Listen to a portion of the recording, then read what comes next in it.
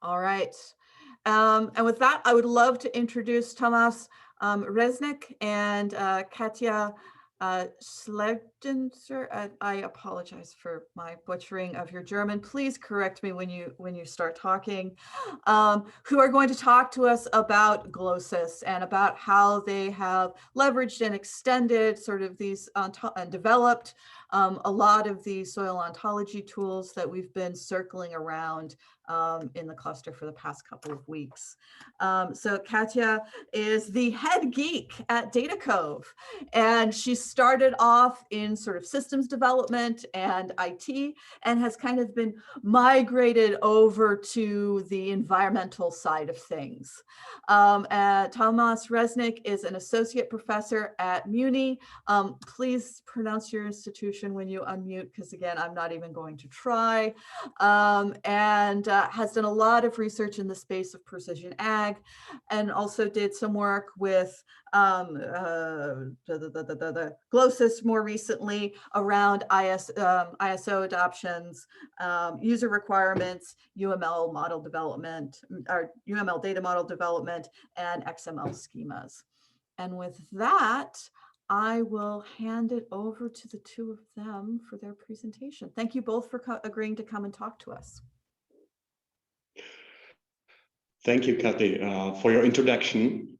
So I will try to pronounce it in German first.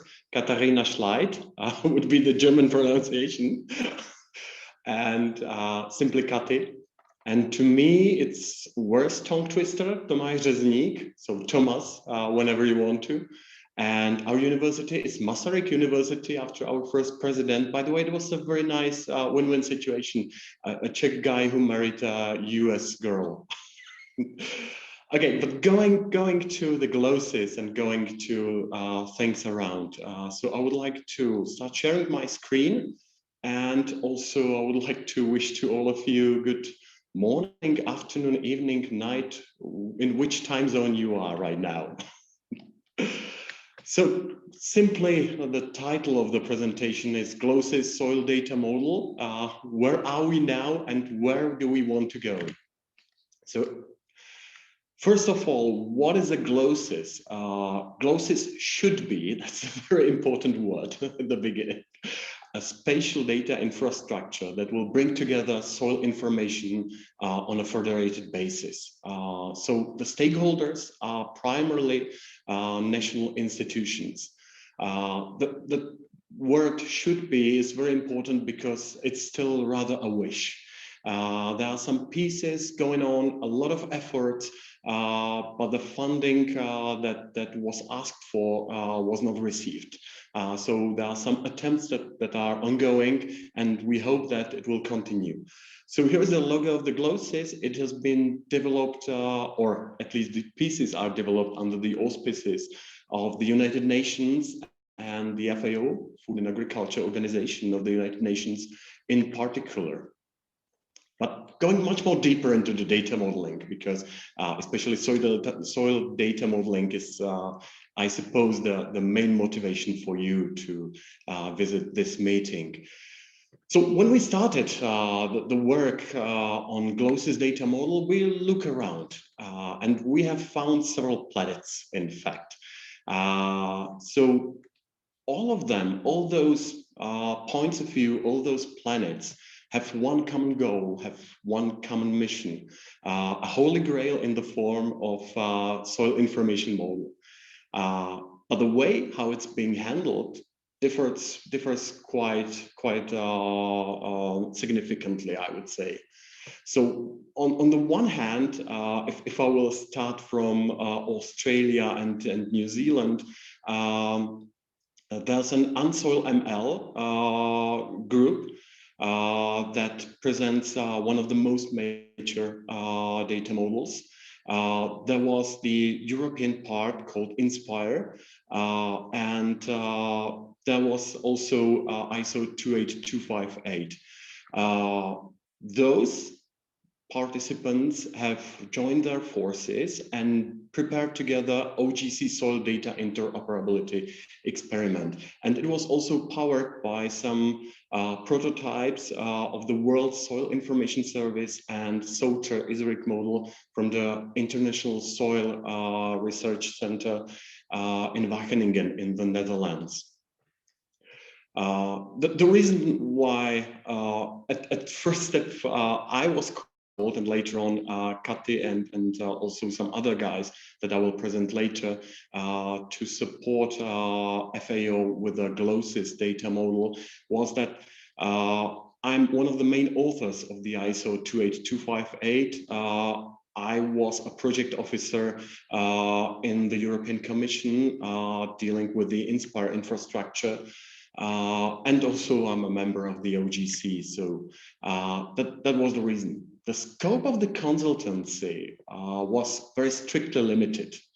There were written 4 steps, which, as you can see, we found out that are not sufficient, that we would like to extend the work.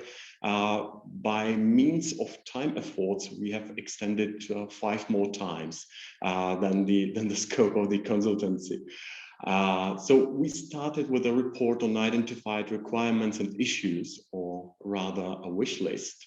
Then we had to decide which of the planets will be the basis and whether it should be revised or not. Then to prepare a draft XML schema and the model itself, and to have a countless number of iterations between the stakeholders that are participating in the GloSIS, and to develop as much major data model as it could be.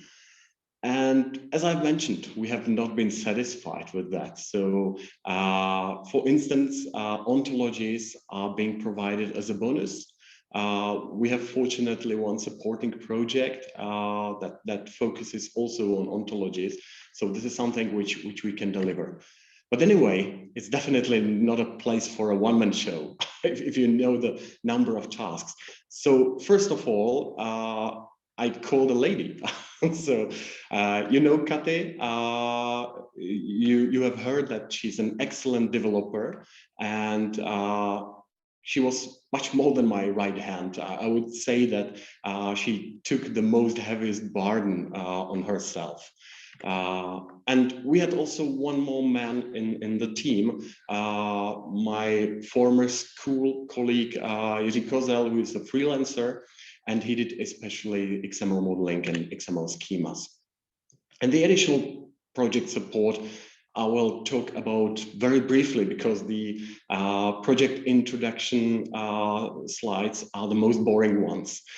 So for that reason, I would like to only mention that we have a project where I am the technical coordinator. This project is a European-Chinese cooperation to monitor status and threats of soil, and to provide also open link data. And this is exactly how it's going together. So at the same time, there was the contract from the FAO and also from the European Commission and Chinese budget. So excellent situation. Perhaps it was not a coincidence. It was a destination to be fulfilled. So now you see also the participating partners, just very briefly. But going more deeper and deeper into the modeling, perhaps you have heard about the geospatial bubble, because self-critically, I, as a man from the geospatial bubble, sometimes think that geographic information systems, that geospatial modeling and so on, is the most important thing in the world. I'm daily convinced that this is not true, but it doesn't work always. So geography markup language is the way how to model spatial features. And another funding concept is observations and measurements. In fact, both of them are ISO standards. And the O&M is very handy, especially when you do not want to have hard-coded attributes, but you would like to have some explanations. You would like to have some flexible mechanism. and several other benefits that Kathi will talk about. And the project where I was also involved between 2009 and 2012 was called the GeoSoil. And the GeoSoil, in fact, was the basis for several activities. What is not so nice is that it has been split in time for two separate branches, for two separate activities. And by another coincidence, I was participating in both, in fact. So as I mentioned, the ISO 28258, and also to be part of the European Commission and creating a European soil application schema. They are somehow similar and somehow different. What I like very much, as I mentioned, has been Unsoil ML, so common effort of Australia and New Zealand.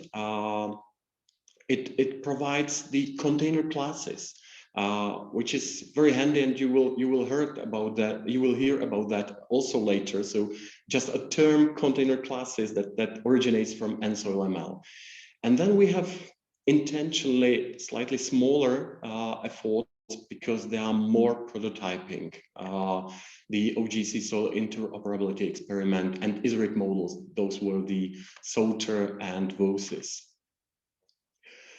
And with the evolution, we also had our good book, where everything that was written is the truth that we have to adopt. And these are the FAO guidelines for soil description. It's about slightly more than 100 pages. And with that, you have a list of 340 soil properties, saying this soil property has these values, this is the only right approach, and so on. And then we have something that we called a New Testament. It were the specifications for Tier 1 and Tier 2 soil profile databases.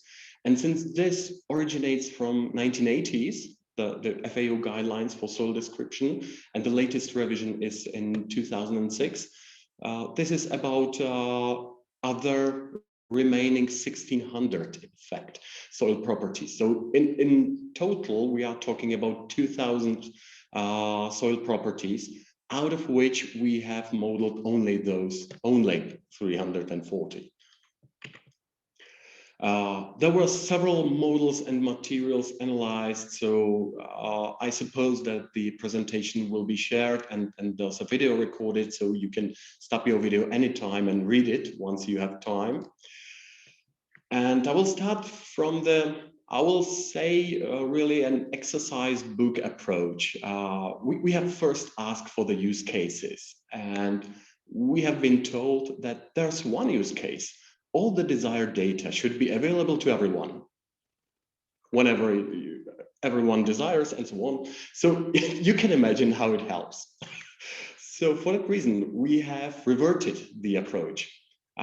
We have asked for a wish list, and we have ordered them into requirements, and also pointed out that some requirements are contradictory. Because as you can imagine, if you have stakeholders from around the world, then it would be, okay, please take my data model as a basis. The second suggestion, no, please mine. The third suggestion, no, please mine. So, and you have to somehow balance between those wishes. So this was the fundamental step that we did for data modeling. And just a very short example of the good book of the FAO guidelines for soil description specifications. So we used this for exact modeling, at least for part that could be exactly modeled. There will be some kinds of a discussion on that. And several times it was like this. So where you have a surface cracks, then you have the value F. And if you know the good book, you know that F means fine, which means less than 1 centimeter. So these were the bases. And all the possible site properties, for instance, in this example, are the attributes, values. They are linked to domains. There are pages and tables, links to that. And if I will quote the statement of Kathi, she said, it was countless of summer nights spent with arranging all those properties into proper hierarchies and so on. And so, as I have mentioned a lot about Kathi, so I think it's now her turn. I will stop sharing my part of the presentation, and we will switch our roles right now.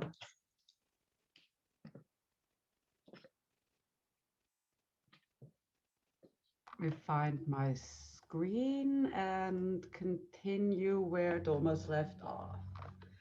So we had all of this wonderful information. One thing we didn't present was actually, we also then went through all of the properties from the previous page. Let me go back to that. All of this stuff we'd gone through and also figured out what applies for what type of spatial object. And so, I mean, that was a further level of precision, which I realized we've missed in this presentation. Okay, we started with all of these properties which one could somehow apply to soil. Then we went through and said, okay, what spatial feature type things do we have? So, I mean, we've got the wider landscape area, we have our site, we have our soil plot, and then within that, we've got our various profiles, layer, horizon. These are all our various spatial features we have to deal with. And those are the ones we then got the group of experts working with the ESIP group to go through and tell us which of all these pretty properties go to which of all of these pretty little things you've got there. That kept them busy for a while. And in the meantime, we'd gone through, compared all of the underlying data models, had agreed on the ISO data model as the most non-contentious, covering everything. We can take a local regional model, and this actually serves as a nice umbrella, one ring to bind them. This I do not expect you to understand. This is the ISO 28258 in its full glory. I'll then go into some details of what's really relevant for us right now. So let's start with the spatial classes. And here we've got the various spatial bits, which we saw in the diagrams. We've got a site. A site can aggregate as many plots as it wants. A plot can also be a surface. And then you can also link to profiles, which again are linked to plots, and they have their various profile elements, which can be horizons and layers. With that, the soil scientists claim you can cover all of your pretty pieces. I've got a pretty data model representing it. And that was a basic start. However, I mean, any model, any standard, it's done with good intentions. There were also issues. So there were quite a few bits dealing with what is missing and also what needs to be specialized. The one thing which needs to be kept in mind with this basic model, it's a conceptual basic model of what are the bits and pieces you want. So some of the issues encountered in utilizing it meant we really had to specialize this down to the GloSIS requirements of give us everything at any time you want. Okay, so we went through, figured out what are all the problems. And then the process was how do we resolve it and how do we bring it together with all of the nice GloSIS requirements we had above. So coming back to the 28258, all the little gray boxes on the left, the stuff on the right are partially the spatial stuff I've shown you. There's some more objects for mapping. All of the stuff on the right are spatial bits and pieces related to bits and aspects of soil. The gray boxes on the left are actually a further ISO standard. That's the observations and measurements bit, which Tomáš was bringing in. That's a cool way. I mean, it's come from within the OGC, but it's far geekier than a lot of the basic spatial stuff. And it allows you to really explicitly say, I have some object. It can be a spatial object, it can be anything. And on this object, I've done an observation. So I mean, if we look at the details here, the feature type is our spatial thingy. The observed property is, what are we measuring? Is this the depth of the layer? Is this the salinity or the pH or whatever? We provide that here in the observable property. Often relevant is also the process. And that's one of the bits which gets missing in many cases when transferring data, that you say, well, this is the salinity, this is the temperature. And without this background information, it's not really that relevant. We've got further information on data quality and time in here. We can add additional metadata. They can be linked if you want them. And then finally, the result. Down here, you provide the actual value. So I mean, it's, at the end of the day, a complicated way of adding attributes to a spatial or non-spatial object, but it provides all the necessary measurement meta information you need. And this is actually the reason Tomáš pulled me in. I'm within the OGC, I'm co-chair of the Observations and Measurements group. So that's my real background in all of this environmental stuff. So, and actually I just realized if I knew my slide deck, I could have shown you all this much prettier. So you get a quick chance to look at this. Here you've got it in its full-blown glory. So again, I'll run through it again because it takes a bit getting your head around, but it's really useful and it's essential to understand where we're going with all of this. So you've got your spatial feature. This could be your site, your plot, your anything. You have your observed property, be it the depth, be it the salinity. You've got your process, how you determine that, and you've got the result. Those are the four things you have to remember. And that you can tag to all the spatial objects, which 28258 has defined. And that should theoretically define your data model. Okay, going back a bit to the GloSIS philosophy. We now had two ways of extending the spatial types. Because, I mean, for some of the stuff, we need the observations and measurement stuff I just showed you. If we're measuring the salinity, you need to know the methodology, you need to know the details. When we're doing these simple classifications, we could have added these as attributes to the spatial types. And that would have been sort of a more common way of going at it, to say, I don't know, the amount of gravel or the width of the cracks as just an attribute on the spatial features. And we pushed it around for quite a while. Came to the conclusion, actually, we're going to do observations on both. And the reasoning, partially it allows multiple values over time. If it's an attribute, you get stuck if things change over time. And I mean, it should be the same spatial object and something has changed. If you can provide a new observation on it, you can put that next to it. And that was one logic. The other one was saying you can provide methodological information to how a lot of these classifications were actually determined. So in that case, it makes a lot of sense. It makes even more sense in the GloSIS global context, because you can prescribe the type of methods they use. You have to take what you can get, but you need to understand what you're getting. So final decision was, all the information we tag to the spatial types, or almost all, gets done by O&M observations. And just really basic administrative information we will actually add to the base data model. What did this mean? Here we've got, again, the gray are the basic spatial types we had in the 28258.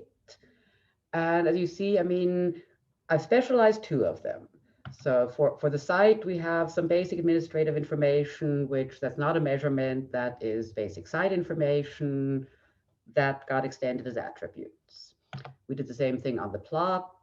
That is very rudimentary information, not worth an observation. But everything else, the GloSIS extension adds no attributes. So how do we add the data? Let's go to a simple example, the soil profile. We start with the ISO 28258 soil profile, specialize our GloSIS profile, and then we add an observation to it, or actually many at the end of the day. But the observation. I've now switched it around a little bit to fit better with the upper diagram. Here we've got our feature of interest, what we're observing. That's the same thing as the profile. So these two boxes end up merging. This points to our profile. We've got our observable property. So this could be the granularity of the gravel, a classification. It could be the measurement of the pH, any information we're trying to add. We've got the process which was used to determine that. And then we've got the value, which can be a reference to a code list, the value measured, all of that. So, I mean, this provides a nice tight way of really explicitly describing everything.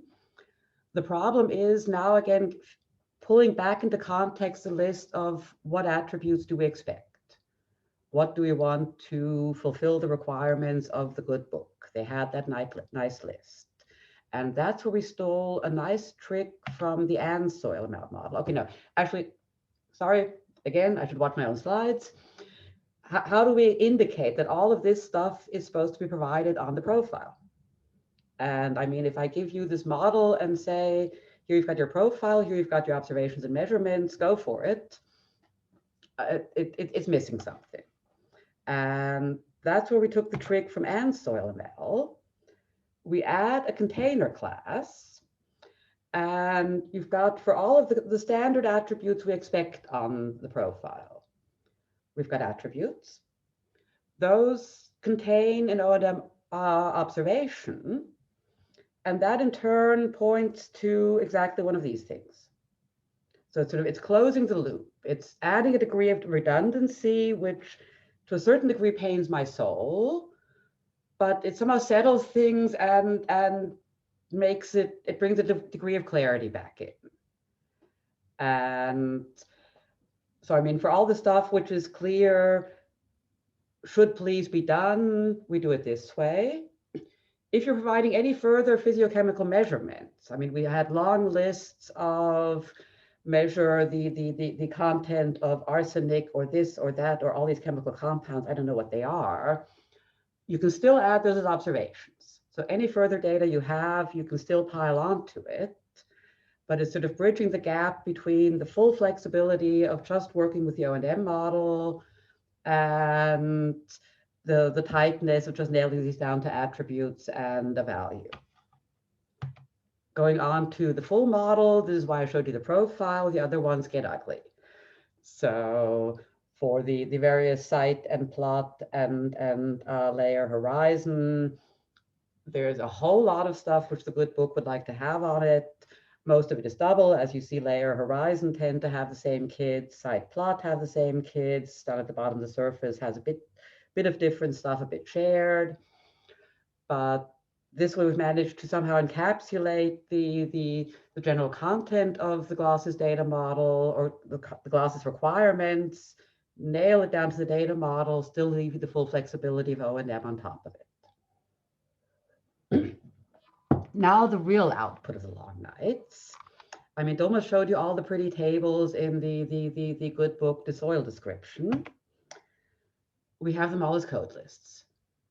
And I mean, it ended up being my process figuring out what do they want? And it was finally just easier to copy it all into a structured Excel sheet from which we then managed to, on the first run, generate basic data dictionary stuff off of this when we were generating the XSD schema, which I've actually now seen we also haven't mentioned. So I will now do a quick thing on that before we go on to the Semantic Magic. But we extracted all of these code lists from the guidelines and soil description. We have them all in a hierarchical structure, imported that to a database, and can from that generate as you like it. So, I mean, it's also a call out to anybody, if anybody needs this. We finally managed to get the output of this work into the public domain. If anybody ever wanted these code lists hierarchically structured in a database, get in touch with us, you can have it. And now I think I pass back on to Tomáš, because now we get back to the semantic magic that his buddies did. So how do I give you the screen again?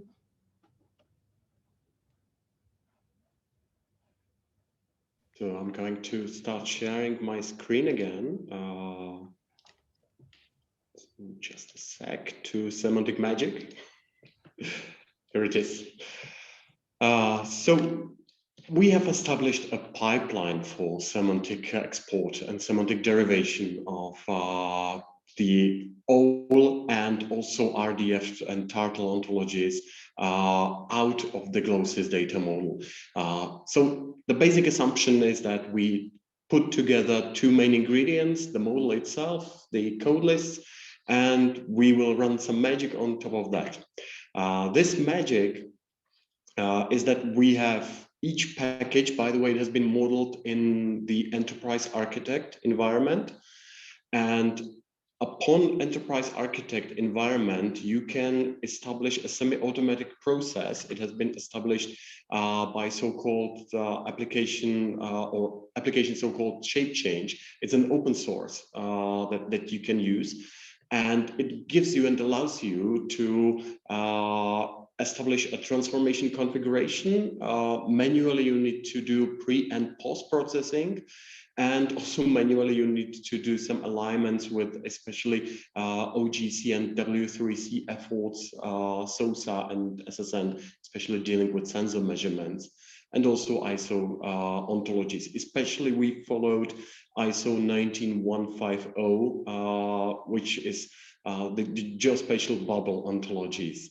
And the expert were these ontologies, as you can see, and everything was created in so-called 5 modules. So one was the side plot, surface, profile, observation, and layer horizon.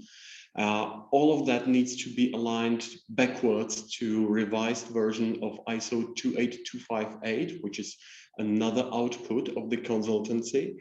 And additional alignments were together with ISO 19150, with SOSA, SSN, and especially also GeoSparkle to have a query based on spatial objects.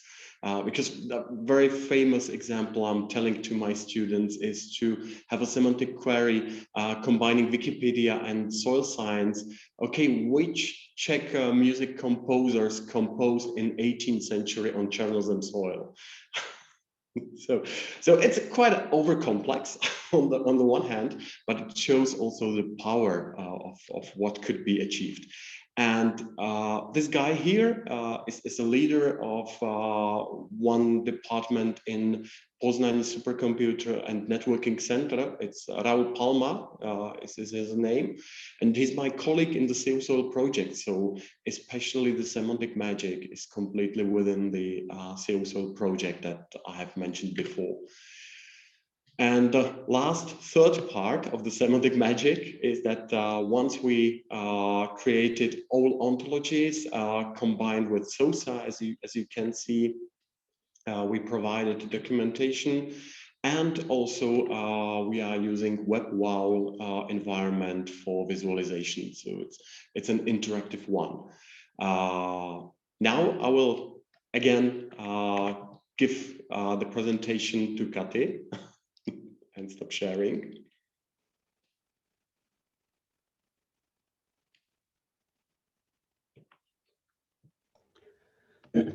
Okay, so taking stock, where are we? We managed to make, we hope, decent UML models. We are very curious on feedback as to the audience's take on how we did this. They make sense to us. We hope they make sense to you. We'd be even happier if somebody were willing to look at it really closely. But okay, we've got the UML model, we've got the code list, this has all been transmogrified into XML schemas, we've got XSDs, we've got data dictionaries, and we've got a semantic version of all of it. So it's all available as RDF OWL with SOSA integration. So SOSA is a concept for people here. It has been mentioned before, but you can clarify. Okay, well, I mean, it's a further development of the observations and measurements work done at W3C, doing a semantic version of that, and it's running within the semantic sensor network group. So that's available as an ontology which duplicates the observations and measurement stuff, which I brought in at the UML level. Okay, so that's where we are. but what are we missing? So I'm going to go through these points in detail. I'm not going to read them here individually. Real testing. I mean, we made the model, and as Tomáš already mentioned, I mean, the budget was sweet. The work, it needed to be done. It was fun work. We did it anyway, just because it was fun. But we sort of, by the time we finished the draft, and we asked actual people to test, and the other people had about as much energy left as we did, and somebody ought to test this stuff. So I mean, the one option are dry tests. We set up some simple Excel sheets. It's a good way to start getting your brain around, do I have this data? Can I find these columns in my database?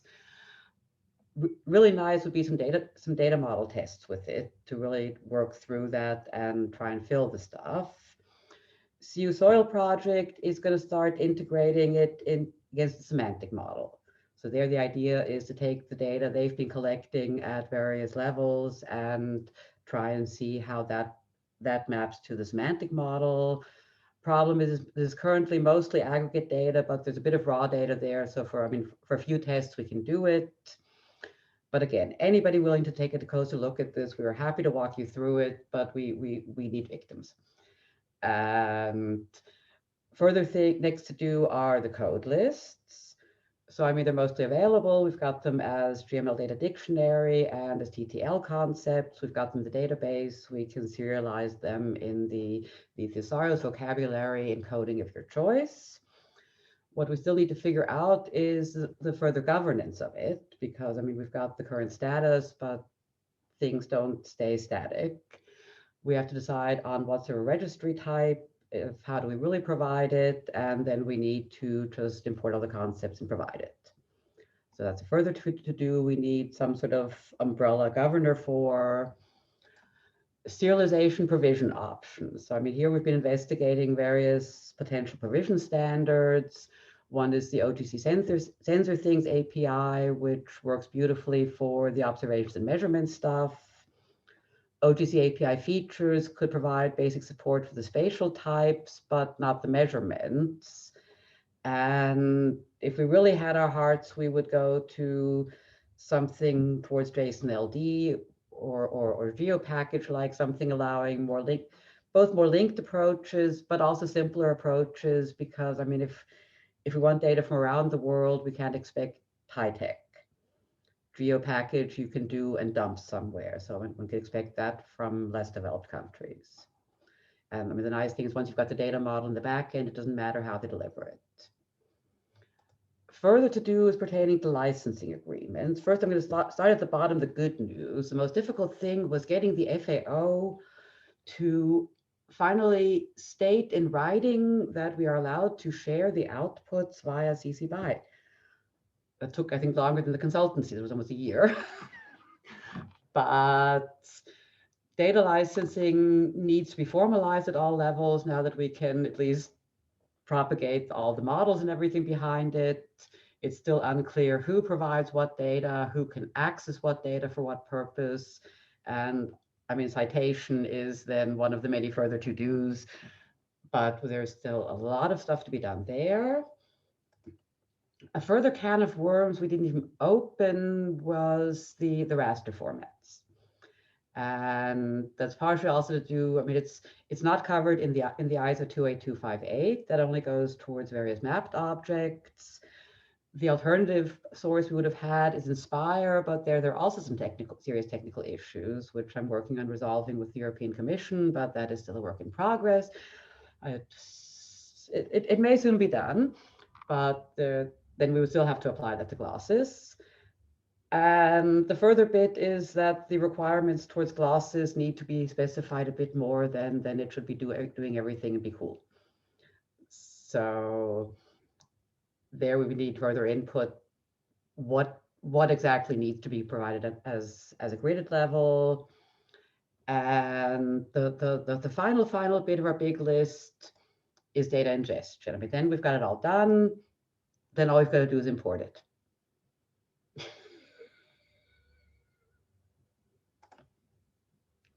Conclusion. So, I mean, we've come a long way. There's a long way to go. I'm not sure, Tomáš, if you wanted to say this one. We can share. It's getting late here. I get to be silly. Yeah, so you said the first point. In fact, I would like to add to this story that there are very diverse stakeholders, because some stakeholders will tell you, okay, why should we leave shapefile era? Shapefile is perfect. It supports all our needs and so on. The other stakeholders are saying, okay, ontologies are a must. It's a minimum for us. So it's a huge gap in between. What is very good that all the participants are still engaged. We have some unofficial umbrella of a global soil data exchange group. That was the best naming that we have. And we are funded some from various projects and some only through a goodwill. So this is something which I have to appreciate a lot, because the enthusiastic people, there are many, fortunately, dealing with soil modeling. There are several contradictions. Some of them are originating from the evolvement of the underlying documents, because as I have mentioned, if you take the FAO guidelines for soil description, we have figured out that some tables are running against each other. Once you have a formal modeling, then it's clear that you cannot hide it in more than 100 pages. I know that it was not on purpose, but anyway, we are only humans. That classic requirements creep. Yeah. Divergence. And also the semantic transposition and the ways handling the semantics, using the semantics, are still an open issue. What I would be very, very happy to share with you would be the outputs from the consultancy. We have, as Kathi mentioned, after 1 year agreed on the license, but we now need an official statement from the FAO. Okay, you have a green light, go on. You can share publicly all the achievements. So this is something which would be better to conclude with, but we are not in a fairy tale, we are in a true soil world.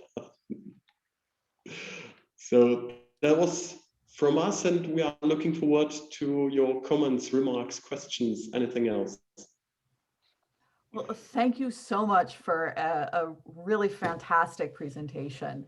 I really enjoyed it, and will know that I will be following up with both of you at some point on my own, but I wanted to open the floor instead to everybody else.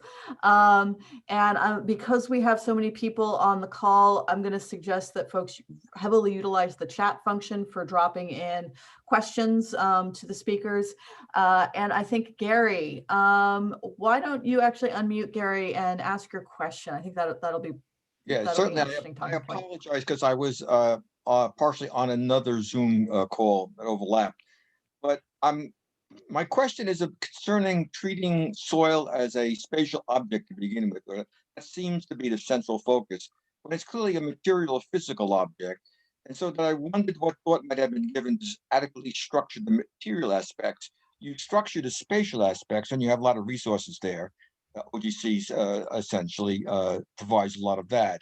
But other aspects, and other people can talk about that, other aspects of materiality require some structuring also, I would imagine. I'm not sure if you've thought through that or want to address that in a little bit more detail.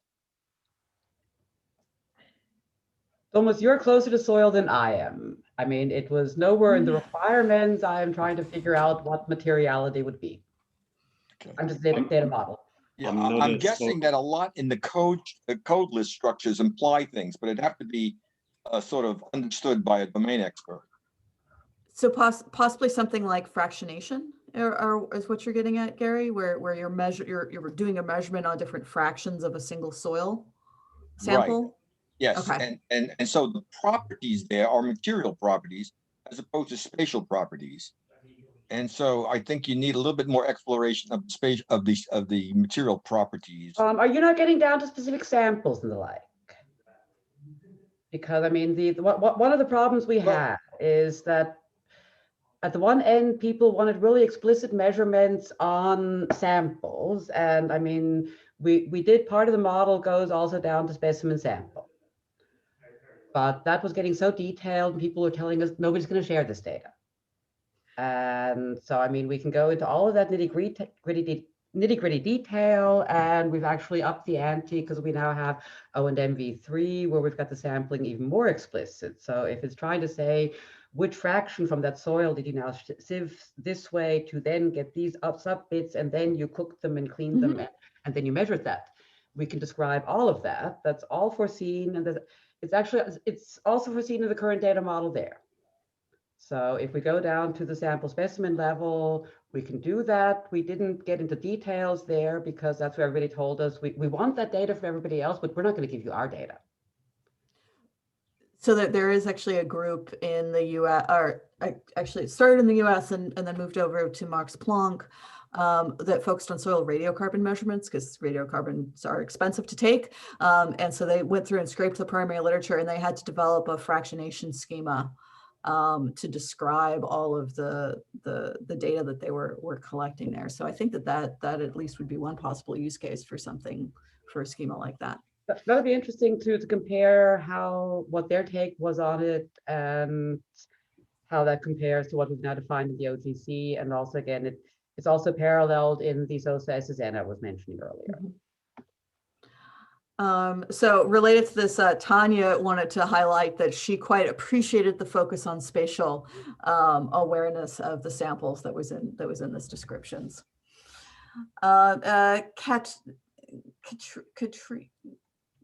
Katrina, my apologies for butchering your name. You had a question on where the location for the most recent GloSIS data model is published, and Katya just dropped the link in the chat. So that is the SOSA SSN. The GloSIS data model, as Tomáš said, we still can't provide because there still seems to be some final check in the FAO. I mean, but we have in writing that it's open. Tomáš. It should be open. The latest, we had a meeting 1 month ago, and the conclusion was that we have agreed on the license, but we don't have an official repository where it should be, because it should be the FAO repository.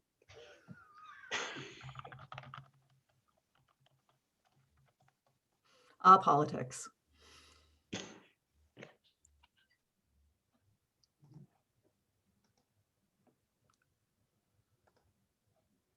Any follow-up questions?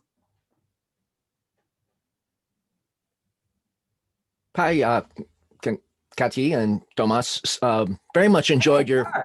Hello, it's been a while. Good to see you.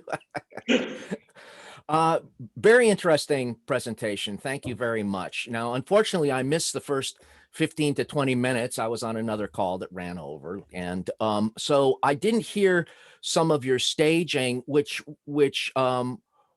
essentially, what are your use cases? At the end, you sort of said, now we really need to get some data, and whether you've actually materialized any test data into your model, and whether you have guidelines for how any group or researcher is supposed to do that, because you got a pretty complicated UML model, and then most people don't understand, turtle at all. So, no, I mean, that's why we definitely don't want to there we have to see at what level. The important thing is keeping the model isomorph through the levels and through the transmogrifications, going from the semantic end down to something pragmatic. And I mean, as much as we would love to do all of this as a distributed geosparkle around the world, I just don't see the world there. And my current hope is going towards JSON-LD as a compromise to make it linkable. And if somebody wants to do the real semantic magic, then they will have to ingest it. I see. But your use case, is the use case confederation through a common model? Is this sort of like a global common model to which all these various heterogeneous soil databases are supposed to somehow map to for joint discovery? The background was the FAO saying they want a global soil information system. Mm-hmm. The actual use case is that all the desired data should be available to everybody at any time. Mm-hmm. Simple. Mm-hmm. And then we said, well, and then we got the FAO guidelines on soil description and the specifications of tier 4 and 5 of the Global Soil Information System.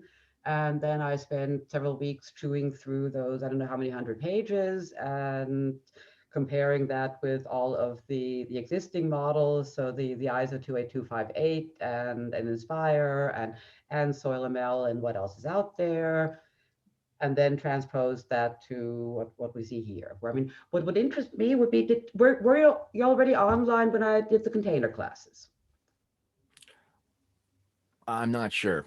Let You me were discussing some of the spatial. Yeah, no, I think I was, and I'm familiar with the SOSA model. So, no, not the SOSA model. At a more primal level, and it's doing a trick. I mean, at the end we do a clean SOSA SSN, and nothing that would scare you or wonder you in the least, and very simple sampling between the concepts. And you can sample more. You can do specimens. You can do all that jazz. But the tricky bit I did as a compromise to get somehow, I mean, we have to also support the rest of the world. It's not all you and your buddies providing cutting edge geosparkle endpoints. GloSIS, FAO, I mean, countries in Africa, if they have the data and can provide it, it'd be really good. And if we require a geosparkle endpoint, we're just not going to get it. And if we can require a simple JSON API or a geo package, we've got a chance of somehow getting it, ingesting it, doing further stuff. And the trick was, how do I bring these worlds together? And I mean, in the O&M SOSA world, I say I have my profile, and how do I click my next slide again? Which screen am I? I have my O&M observation, and the feature of interest is the profile, and you and I are happy. And the only problem is we also have the FAO guidelines, and the FAO guidelines and the soil experts said on the soil profile, we got to provide these attributes. And explaining to the wider soil scientists, well, you've got your basic spatial classes, you've got observations, get on with it. I've been trying this for 15 years and they don't get it. And that's where I then did something which, I mean, it's redundant. It causes me a certain degree of pain if it weren't so efficient. It makes basically a little loop. And it does a trick, which I'd actually also like your take on, a word I'm missing in semantics. I'm now calling it the semantic transposition because I'm taking the value of the observed property and using it as an attribute. How does one call that flip-flop? We do it all the time, but I'm impressed that you're not spitting a word at me. I'm sorry, I missed what did you say? For doing the thing of saying I have an observation with the observed property soil depth. I'm referencing it via an attribute soil depth and shifting the concept from the value of the observed property over here to the actual attribute of this container class, which provides guidance on all the scary observations over there.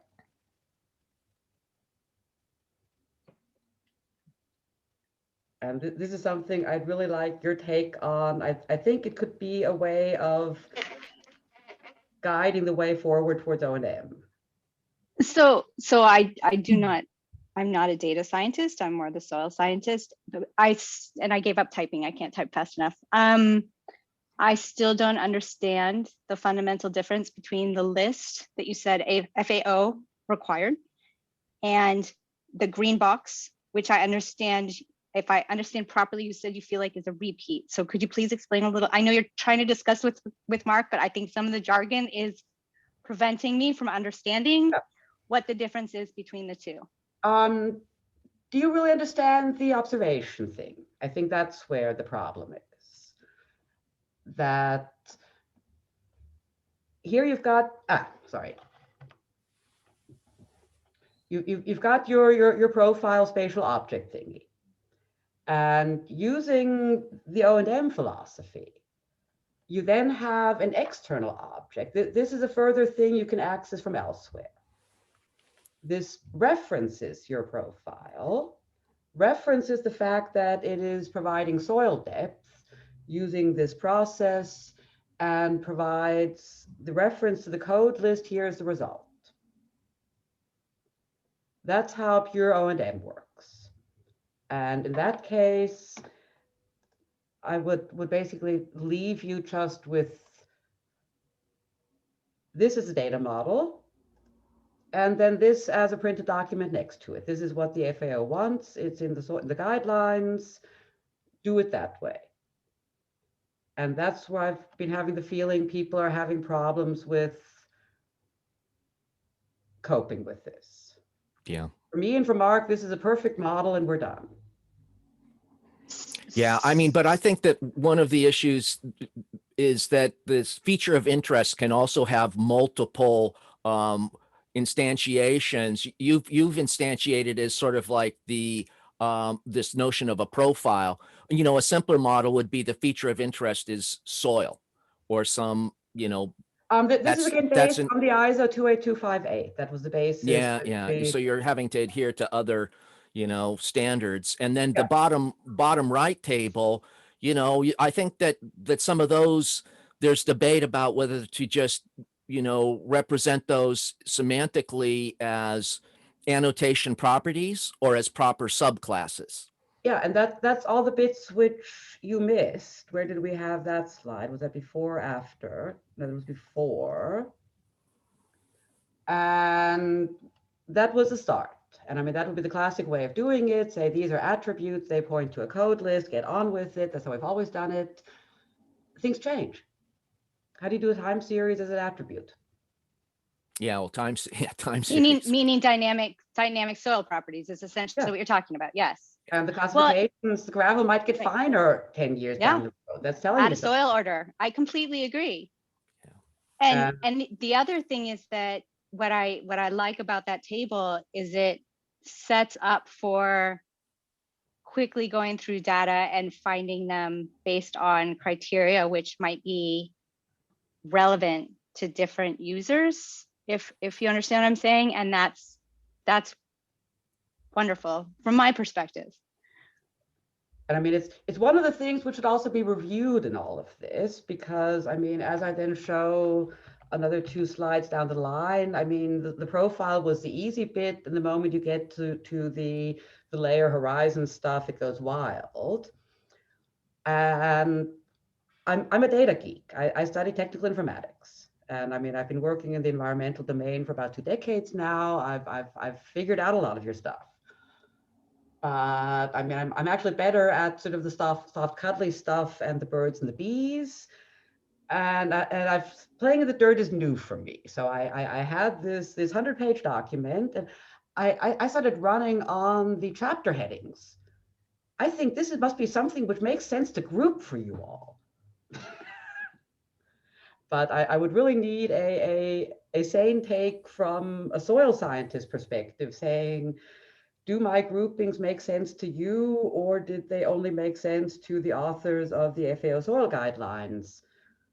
And I think that one of the things you might be running into is that different countries and regions have developed different ways of thinking about soils. And so something that makes sense to a US trained soil pedologist doesn't necessarily make as much sense to the Australian pedologist. And then you start getting on top of that, layering on top of that other research silos that are related to soils, but maybe not classic pedology. And you get like the folks from my environmental biogeochemistry. We think about soils slightly differently than a classic pedologist, and agronomics thinks about the soils as in a third way. So there's these different conceptual data models. Right. I mean, when I see that list that you say FAO supplied, I see drought and flooding. That at the fundamental level, they want the basics to mix with other openly available data, topography and precipitation and temperature, and get drought and flooding, which equates to famine and other types of disasters. So it makes sense to me as a good spot to start in terms of utility and the basics of what needs to be there. But again, I mean, this is just the surface is easy, and I'm trying to see if I can zoom. Can I also intervene here for a moment? Hello, everybody. My name is Raúl. I was the one involved in the transformation of this into the semantic model, let's say, of doing the semantic transformation. So, I mean, it was because of the time, and of course, and the focus of this presentation, I think it was not that detailed information, how exactly all of these, you know, elements that are being discussed here were transformed or modeled in the ontology, right? So it was, of course, not as a one-to-one mapping or something like this, and we had a lot of axioms and to make the restrictions to, for example, that the different types of observations that were described in the UML, how they are actually represented into semantic world, saying what is the particular type of feature of interest that this observation is attached to, what are the particular types of results, or, you know, if the result is some kind of Codelist, or if the result is some kind of numerical value of which type, and so on. So all of this information is encoded in ontology. And just to say also, and I didn't want to change the conversation, but just one additional comment regarding the previous discussion on doing and trying to support the existing applications and existing services, or, you know, data sets and whatever, that they are particularly focused on the use of JSON simple format and so on. So the use of JSON RD would be, of course, very useful, very simple approach for them to move on, where we can actually just you know, connect to the ontology or to the semantic model via the context, because we can represent this in a context, right, for in the JSON LD, and then we can on top of that generate some kind of shackle forms to allow the semantic verification or validation of the data with respect to the underlying semantics. So that's something that can be done as well. I mean, it can be, it's some kind of approach that we are doing and following in other projects. So instead of, you know, asking people to generate RDF data, turtle data, or something like this, they will continue to use JSON. The only thing is that this will be validated and according to the semantics behind that. So that. Yeah, if I may, on the top of this existing discussion, what is a very important feature of the whole data model is that if you see the container class, for instance, profile, you see that everything is optional. So the basic idea is also for all the stakeholders to provide what kind of data they have, and there are certain aspects in that. The first one is that not everybody has all the soil properties. The second one is exactly we would like to develop the lingua franca, the one common scheme to around the world for the quite high denominator, so that everybody would understand in the GloSIS what is meant by some kind of soil property.